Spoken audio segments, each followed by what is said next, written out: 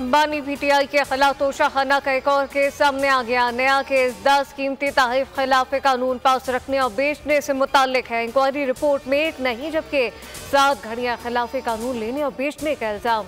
Graph watch, Rolex घड़ियां, हीरे और सोने के सेट केस का हिस्सा। रिपोर्ट के मुताबिक तोहफे कानून के मुताबिक अपनी मिल्कियत में बगैर बेचे जाते रहे। ग्राफ वॉच का कीमती सेट भी रिटेन किए बगैर ही बेच दिया गया। प्राइवेट तखमीना साज की मिली भगत से ग्राफ वॉच के खरीदार को फायदा पहुंचाया गया।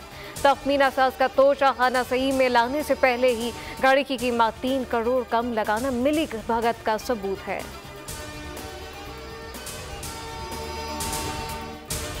और शौहरसानी को रिलीव गुड टू सी यू का तसलसल दिखाई देता है। दत्त के हवाले से बानी पीटीआई के बयानात में तजाद रहा। मुस्लिम लीग नून के मरकजी रहनुमा सेनेटर तलाल चौधरी कहते हैं कि कभी मार्च कभी जनवरी की तारीख मिली। दत्त वाला मामला भी ठीक, तोहफे की घड़ी से कमाई ठीक है, 190 मिलियन पाउंड की डकैती ठीक, बिना मांगे मखसूस नशिस्तें भी ठीक।